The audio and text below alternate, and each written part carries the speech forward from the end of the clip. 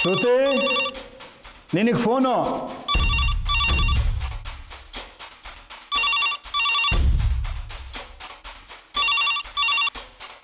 ನಾನು ಸುನಂದಮ್ಮ.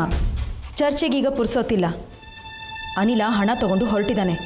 ಇನ್ನೊಂದು ಅರ್ಧ ಗಂಟೆ ಅಷ್ಟೇ ಹುಡುಗಿ ಮನೆ ತಲುಪ್ತಾನೆ. ಸಂಧಾನ ಮಾಡೋ ಸಾಧ್ಯತೆ ಇದೆ. ಅದಾಗಬಾರ್ದು.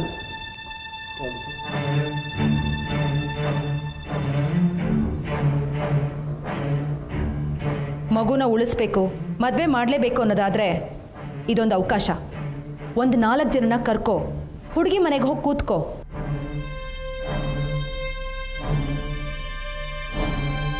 ಅನಿಲ ಬರ್ತಾನೆ, ಪುರಾವೆ ಸಮೇತ ಸಿಕ್ಕಾಕೋತಾನೆ.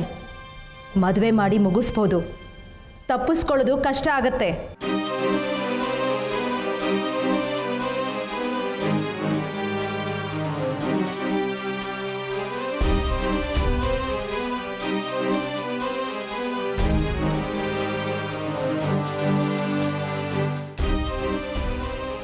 ಹೊರಡತ್ತೆ ಸವಾರಿ. ಹೊರಡ್ತು ನೋಡು. ಶುರು ಆಯ್ತು.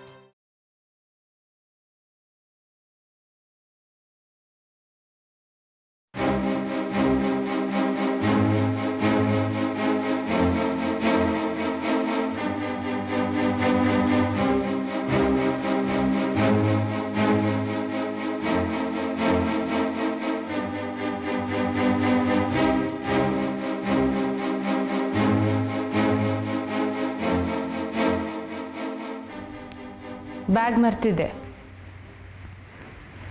ಕೇಳಿಸ್ಕೊಂಡ್ಯಾ? ಗೊತ್ತಿತ್ತು ಮೊದಲೇ. ವಿಶ್ವಾಸ ಹೇಳಿದ್ದ. ಅಪ್ಪ, ಅಣ್ಣ, ಗೋವಿಂದರಾಯ ಎಲ್ಲರನ್ನೂ ಹೊರಗೆ ಹಾಕ್ತೀರಿ ಅಂತ. ಅಪ್ಪ ಅಣ್ಣ ಬದುಕಿದ ರೀತಿ ನೋಡಿದ್ದೀನಿ. ಅವ್ರ ಮೇಲೇನು ಪ್ರೀತಿ ಉಳಿದಿಲ್ಲ.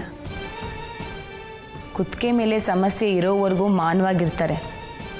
ಕರಗಿದ ದಿನ ಮತ್ತೆ ಕುಣಿತಾರೆ.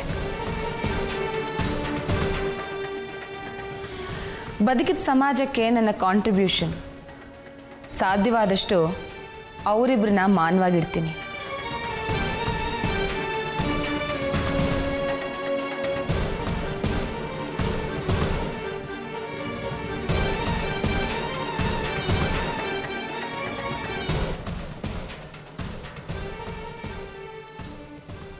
ಇನ್ನೊಂದು ವಿಷಯ, ವಿಶ್ವಾಸ 5,000 ಕೊಟ್ಟಿದ್ದ ಹುಡುಗಿಗೆ ತಲುಪಿಸು ಅಂತ.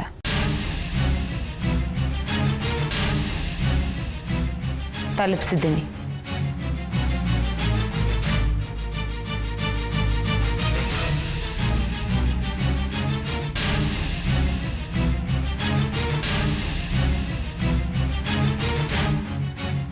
ರಾತ್ರಿ ಮತ್ತೆ ಹೇಳ್ದ, ಇನ್ನು 5,000 ತಲುಪಿಸು ಅಂತ. ತಲುಪಿಸಿದ್ದೀನಿ.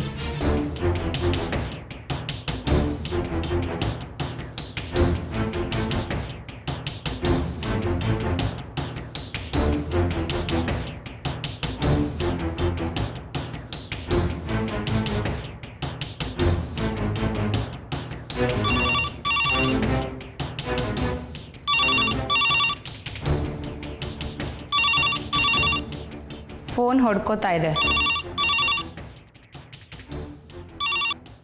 ಹಲೋ ಅಮ್ಮ, ನಾನು ಮರ್ತಿಲ್ಲ ರೀ, ಕರೆಸ್ತೀನಿ, ಕಾಂಪನ್ಸೇಷನ್ ಕೊಡೋಣ.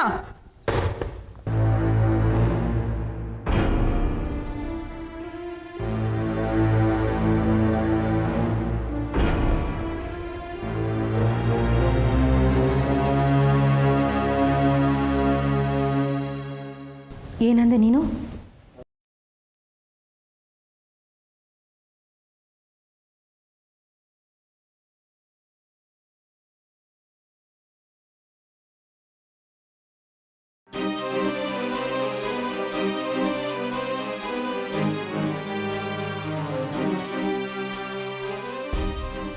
ಏನಂದೆ ನೀನು?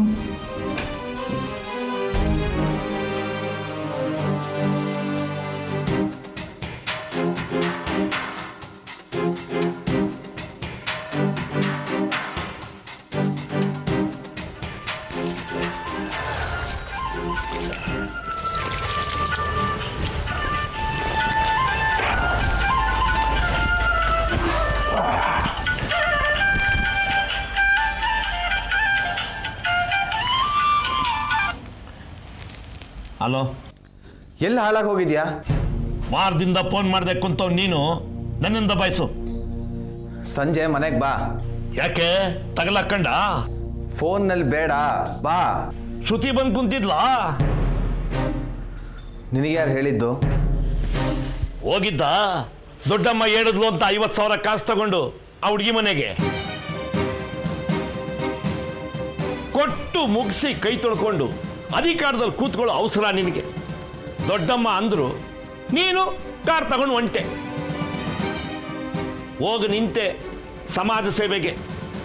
ಕುತ್ತಿಗೆಯಲ್ಲಿ ಗೆಡ್ಡೆ ಒಂದು ಪಕ್ಕದಾಗೆ, ಅವನ ಮಗಳು ಇನ್ನೊಂದು ಪಕ್ಕದಾಗೆ. ಕೊಡ್ತಾ ಇದ್ದೆ ನೀನು 50,000. ಹೊಡೆದವ್ರ ಆ ಫೋಟೋ ಬರ್ತದೇನು ನಾಳೆ ಪೇಪರ್ನಾಗೆ, ಫ್ರಂಟ್ ಪೇಜ್ನಾಗೆ. ಅಪ್ಪ ಮಗ ಫೇಮಸ್ ಆಗೋಯ್ತೀರಪ್ಪ.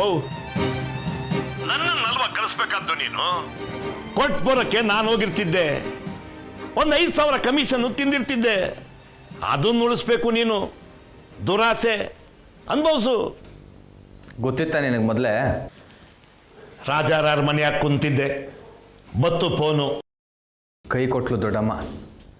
ಸಂಜೆ ಬಾ. ಯಾಕೆ? ಸಿಕ್ಕಾಕೊಂಡಾಯ್ತು. ವಾಲ್ಗ ಊದಿಸ್ಬೇಕು, ಮದುವೆ ಮಾಡಬೇಕು. ಅದ್ಕ ಇಷ್ಟೆಲ್ಲ ಮಾಡ್ಕೊಂಡಿದ್ದೀರಿ, ಅದನ್ನು ನೀವೇ ಮಾಡ್ಕೊಳ್ಳಿ. ಹೇಳಿದ್ ಕೇಳು. ಈ ವಯಸ್ಸಲ್ಲಿ ನಿಮ್ಮ ಅಪ್ಪನಿಗೆ ಮದುವೆ ಮಾನ ಹೋಯ್ತಿದೆ, ಬೇಡಪ್ಪ. ಇಲ್ಲಿ ಕೇಳಿಸ್ಕೋ. ದುಡ್ಡು ತಗೊಂಡು ಹೋಗಿದ್ದು ನಿಜ, ಆದರೆ ಹುಡುಗಿ ಮನೆ ನನಗೆಲ್ಲಿ ಗೊತ್ತಿತ್ತು? ಕಾರು ದೂರದಲ್ಲಿ ನಿಲ್ಲಿಸ್ದೆ, ವಿಚಾರಿಸ್ದೆ. ಅಲ್ಲಿ ಯಾರೋ ಅಂದರು, 3ನೇ ರಸ್ತೆ ಬಲಕ್ಕೆ ತಿರುಗಿ, ಈಗಾಗಲೇ 3 ಕಾರ್ ಬಂದಿದೆ, ಇದು 4ನೇದು ಅಂತ. ಅನುಮಾನ ಬಂತು. ಆಕಾಂಕ್ಷಂಗೆ ಫೋನ್ ಮಾಡಿದೆ. ಅವಳು ಕೇಳಿದ ಮೊದಲನೇ ಪ್ರಶ್ನೆ, ನೇತು ಹಾಕ್ಕೊಂಡ್ಯಾ? ಅನುಮಾನ ಬಂತು, ಜಾಗ ಖಾಲಿ ಮಾಡಿದೆ. ನಿಮ್ಮಪ್ಪ ಒಪ್ಕೊಂಡವ್ರಾ? ನನಗೆ ಕೇಳಕ್ಕೆ ಸಂಕೋಚ. ಬತ್ತೀನಿ ಬಿಡು. ಸಂಜಿಕೆ ನಿಮ್ಮ ಅಪ್ಪನಿಗೆ ಒಂದು ಕ್ವಾರ್ಟರ್ ತಂದು ಕೊಟ್ಟಿರು. ಕುಡಿದೆ ಅವನಿಗೆ ನಾಲ್ಗೆ ಒಳ್ಳೆಕ್ಕಿಲ್ಲ. ಮಾಡದ್ ಮಾಡ್ಕತ್ತೀರಿ. ಹೆಚ್ಚು ಕಮ್ಮಿಯಾಗಿ ಪೇಪರ್ ಆಗಿ ಬಂದ್ರೆ ಹೆಸರಾಗಬೇಕು. ಲೆವೆಲ್ ಹಂಗಲ್ವಾ ಹುಡ್ಕೋದು? ದರಿದ್ರ.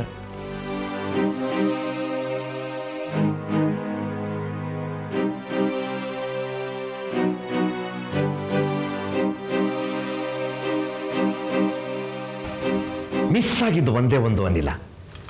ಲೆವೆಲ್ಲು. ಬೀಡಿ ಕಂಪ್ನಿ ಓನರು. ಅದನ್ನ ತಲೆಯಲ್ಲಿ ಇಟ್ಕೊಂಡಲ್ವಾ ಇಳಿಯೋದು? ಯಾರಿಗೆ ಹೇಳ್ತಿದ್ಯಾ? ಇನ್ಯಾರಿಗೆ? ನಿನಗೆ. ನನಗ ಕೇಳ್ತಿದ್ದೀರಿ? ಗಬ್ಬು ಮಾಡ್ಕೊಂಡು ಕೂತಿದ್ಯಲ್ಲ. ದೊಡ್ಡಮ್ಮನ್ನ ಒಪ್ಪಿಸಿ ಸಂಪೂರ್ಣ ಆಡಳಿತ ಕೈಯಿಗೆ ತಗೊಂಡು ಮೂಗುದಾರ ಹಾಕಿ ಸವಾರಿಗೆ ಸಿದ್ಧವಾಗಿದ್ದೆ.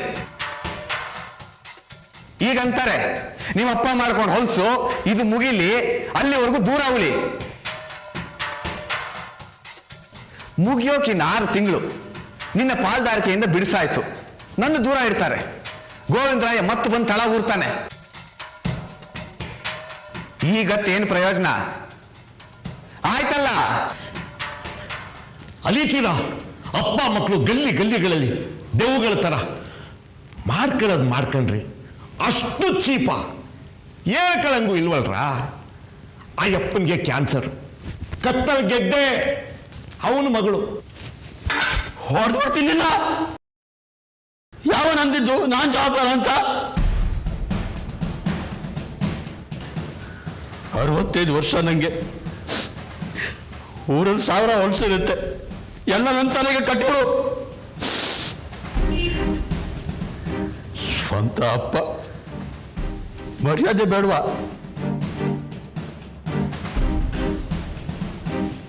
ಕಳ್ಳ ಪಟ್ಟ ಕಟ್ಟಿ ಪಾಲ್ದಾರ್ಕೆ ಕಿತ್ಕೊಂಡೆ. ಅದಾರ ತಲೆ ಕಟ್ಟಿ ಹುಡುಗಿ, ಅದು ನನ್ನ ತಲೆಗೆ ಕಟ್ಬಿಡು.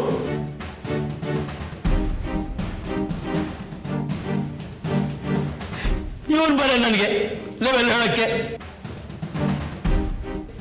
ಕೊಂದ್ಬಿಡ್ತೀನಿ ನಾ.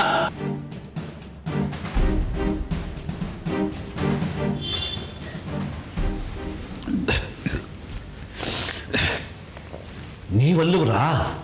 ತಲೆ ಕೆಟ್ಟಿದ್ಯಾ? ಮತ್ ಸುಮ್ಕಿದ್ರಿ? ಅವನು ಅನ್ಕೊಂಡೆ.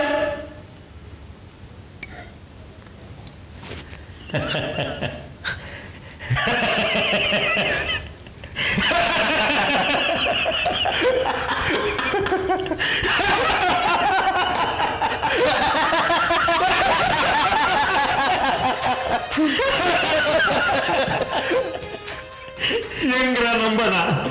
ಪರಿಚಯಸ್ಥರಲ್ಲಿ ನೀವೊಬ್ಬರೇ ದುಶ್ಯಾಸನ. Sorry dad. ಶೇಷಗಿರಿ ನಡಿ, ವಂಶದ ಗುರುತು ಸಿಕ್ಕಿದೆ. ಕದ್ದು ಮೆದ್ದವ್ರು ನಮ್ಮಲ್ಲಿಲ್ಲ, ಅಲ್ಲಿಗೆ ದಾಯಾದಿಗಳು. ಶುರು ಮಾಡದೆಯ ಭಾರತವ?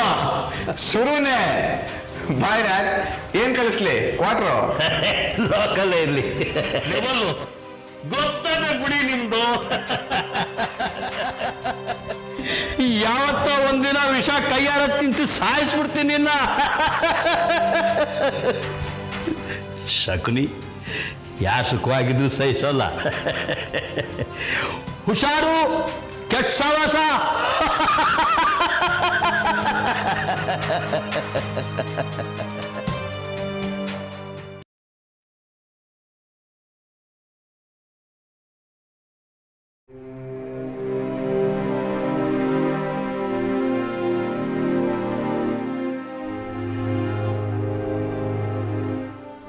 ವಿಷಯ ಎಲ್ಲಿಗೆ ಮುಟ್ಟುತ್ತೆ ಅನ್ಕೊಂಡಿರಲಿಲ್ಲ. ಅಮ್ಮನಿಗೆ ಸತ್ಯ ಗೊತ್ತಾಗಿರುತ್ತೆ.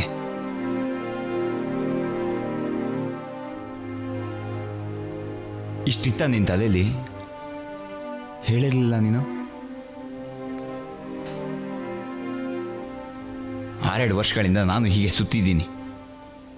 ಹೆಣ್ಮಕ್ಳ ಸಂಪರ್ಕ ಆಗಿಲ್ಲ ಅಂತಲ್ಲ, ಆದರೆ ಯಾವುದು ಕಾನೂನಲ್ಲಿ ಉಳಿಯೋ ಗುರುತಿಸ್ಕೊಳ್ಳೋ ಸಂಬಂಧ ಆಗತ್ತೆ ಅನ್ಸಿರ್ಲಿಲ್ಲ. ಅಂಟ್ಕೋತಾರೆ ಅಪಾಯ ಅಂತ ಅನ್ಸಿದ್ರೆ ತಂಟೆಗೆ ಹೋಗ್ತಿರ್ಲಿಲ್ಲ ಅಲ್ವಾ?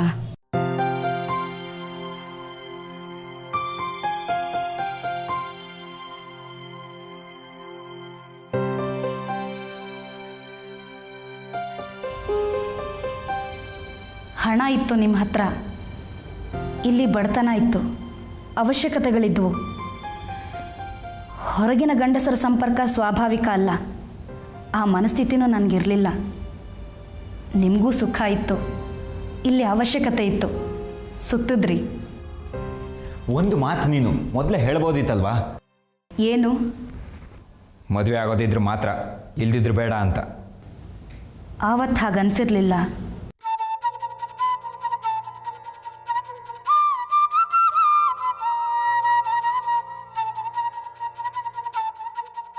ಬಡತನ ಇತ್ತು, ವಿದ್ಯೆ ಇರಲಿಲ್ಲ. ಆದರೆ ವಯಸ್ಸು ಹುಡುಗಿ, ಅದು ಸತ್ಯ ಅಲ್ವಾ? ತಲೆ ತುಂಬ ಕನಸುಗಳಂತೂ ಇದ್ವು. ವಯಸ್ಸು ಹುಡುಗಿ ಕನಸು ಇನ್ನೇನಿರುತ್ತೆ? ರಾಜ್ಕುಮಾರ ಬರ್ತಾನೆ, ನನ್ನ ರೂಪ ನೋಡ್ತಾನೆ, ಮರಳಾಗ್ತಾನೆ. ಬಡತನ ಹೌದು, ಕನಸುಗಳಿರಬಹುದಲ್ವಾ? ನೀವು ಬರ್ತಿದ್ರಿ ಕಾರ್ನಲ್ಲಿ, ದಿನಕ್ಕೊಂದು ಬಟ್ಟೆ, ಹಣನ ಎರ್ಸ್ತಿದ್ರಿ ಅಹಂಕಾರದಲ್ಲಿ. ಮೈಗೆ ಹಾಕೊಂಡು ಪರಿಮಳ ಮಾರು ದೂರಕ್ಕೆ ಬರ್ತಿತ್ತು. ನಾನು ನೋಡಿದ್ದೀನಿ ಸಿನಿಮಾಗಳನ್ನು, ಚಿಕ್ಕ ವಯಸ್ಸಿನಲ್ಲಿ ಕಥೆಗಳನ್ನೂ ಕೇಳಿದ್ದೀನಿ. ಸಹಜವಾಗಿ ಅನ್ನಿಸ್ತು. ಈ ರಾಜ್ಕುಮಾರ ಇಲ್ಲೊಮ್ಮೆ ನೋಡಬಾರ್ದ? ಈ ಜಾಗ ನಿನಗಲ್ಲ ಅಂತ ಎತ್ಕೊಂಡು ಹೋಗಬಾರ್ದ? ತಪ್ಪು ಮಾಡಿದೆ. ಈ ಗಲ್ಲಿಗಳದು ಇಷ್ಟು ಹೊಲಸುಗಳ ಮಧ್ಯೇನು ಸುಂದರವಾದ ಕನಸುಗಳಿರುತ್ತವೆ, ಗೊತ್ತಾಗಲಿಲ್ಲ. ನಿಮ್ಮ ದೃಷ್ಟಿಲಿ ನಾನು 10 ಮಧ್ಯೆ ಅನ್ನೊಂದು ಬಂದ 15 ದಿವಸಕ್ಕೆ ಅರ್ಥವಾಗಿತ್ತು. ಅಷ್ಟು ಗೊತ್ತಿದ್ದ ಮೇಲೆ ತಿಂಗಳ 2 ತಿಂಗಳಲ್ಲಿ ಮಗುನ ತೆಗೆಸ್ಬೇಕಿತ್ತು. ಹಣ ನಾನು ಕೊಡ್ತಿದ್ದೆ.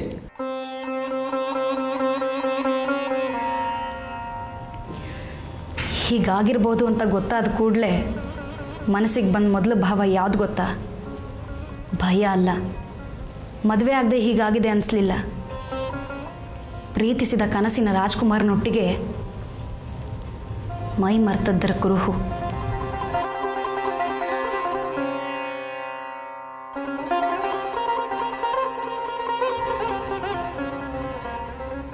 ಬದುಕಿನ ಸಾರ್ಥಕತೆ ಅಲ್ವಾ? ಹ್ಯಾಕ್ ಕೊಲ್ಲೋದು? ಮತ್ತೀಗ ಗೊತ್ತಿಲ್ಲ. ಅಂದರೆ ಸತ್ಯ ಹೇಳಬೇಕು ಅಂದರೆ ಗೊತ್ತಿಲ್ಲ. ವಿಷಯ ಹೀಗೆ ಅಂತ ಅಪ್ಪನಿಗೆ ಹೇಳಿದೆ. ಮದುವೆಗೆ ಮೊದಲೇ ಹೀಗ ಅಂತ ಬಡಿತಾನೆ ಅಂದ್ಕೊಂಡೆ. ಬದಲಿಗೆ ದುಂಬಾಲ್ ಬಿದ್ದ. ಯಾರು ಹೇಳು? ಅಪ್ಪನಿಗೆ ಸಿಗೋ ಹಣದ ಚಿಂತೆ. ಹೆಸರು ಹೇಳಿದ್ರೆ ಹಣದಲ್ಲಿ ಮುಗಿಯುತ್ತೆ, ಮಗು ಸಾಯುತ್ತೆ. ನಿಮ್ಮನ್ನು ಭೇಟಿ ಆಗೋಕ್ಕೆ ಪ್ರಯತ್ನ ಪಟ್ಟೆ, ಸಾಧ್ಯ ಆಗಲಿಲ್ಲ. ರಾತ್ರಿ ಗಲ್ಲಿಗಳಲ್ಲಿ ನಿಮ್ಮನ್ನು ಹುಡುಕ್ದೆ, ನೀವು ಸಿಗಲಿಲ್ಲ.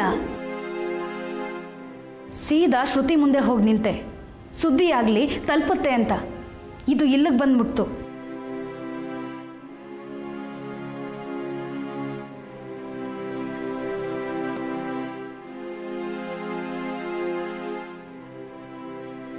ಈಗೇನು ಮಾಡಬೇಕು ಹೇಳಿ?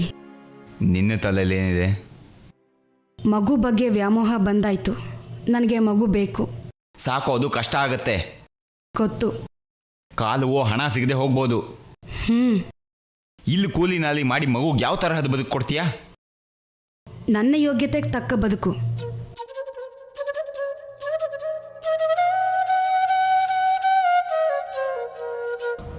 ಯಾಕೆ ಮನಸ್ಸಿಗೆ ಕಷ್ಟ ಅನ್ಸುತ್ತಾ? ಸೌಧಗಳಲ್ಲಿ ಬದುಕಿದ ನಿಮ್ಮ ಕುರುಹು ಈ ಗಲ್ಲಿಗಳಲ್ಲಿ ಅಲಿತಿದೆ ಅನ್ಸಿದ್ರೆ?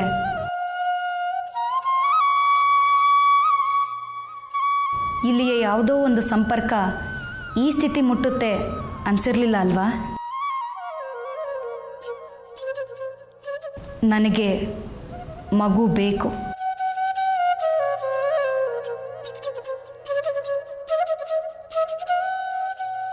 ಹಣಕ್ಕೆ ಅಂತ ಸಂಪರ್ಕ ಬೆಳೆಸಲಿಲ್ಲ ನಾನು.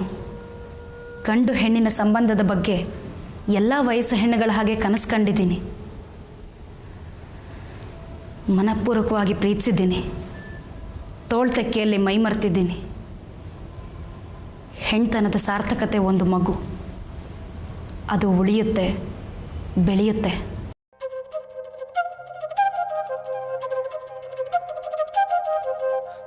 ಗಂಡೇ ಆಗಲಿ ಅಂತ ನನ್ನ ಹಾರೈಕೆ.